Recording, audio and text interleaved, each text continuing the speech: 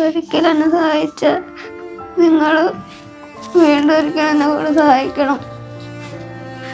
എനിക്ക് എൻ്റെ കൂട്ടുകാരുടെ ഒപ്പം സ്കൂളിൽ പോകണം, കൂട്ടുകാരുടെ ഒപ്പം കളിക്കണം, സന്തോഷമായിട്ടിരിക്കണം. എല്ലാവരും എന്നെ ഒന്നും കൂടി സഹായിക്കണം പ്ലീസ്. എന്താ അപേക്ഷ?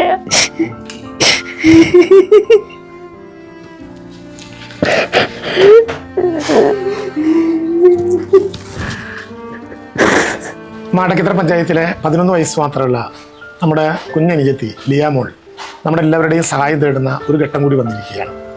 മാടക്കത്ര പഞ്ചായത്തിലെ കട്ടിലപ്പുവത്ത് പ്രവീൺ പ്രിൻസി ദമ്പതികളുടെ മകളായിട്ടുള്ള 11 വയസ്സുകാരിയെ നേരത്തെ നമ്മൾ ശ്രീചിത്ര ആശുപത്രിയിൽ കൊണ്ടുപോയി ക്യാൻസർ ബാധ പൂർണ്ണമായിട്ടും മാറ്റാൻ വെല്ലൂർ ആശുപത്രിയിൽ കൊണ്ടുപോയി നമ്മുടെ എല്ലാ സഹായത്തോടെ നല്ലതുപോലെ ചികിത്സിച്ചതാണ്.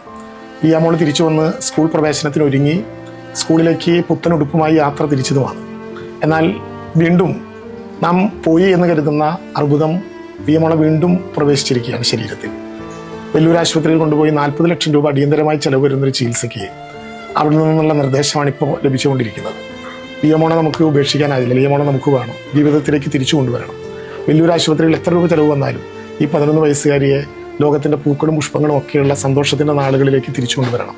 നാട്ടിലെ ജനങ്ങളും പഞ്ചായത്തും എല്ലാം കൂടി ചേർന്ന് ആ ചികിത്സാ സഹായ പദ്ധതി ഏറ്റെടുക്കുകയാണ്.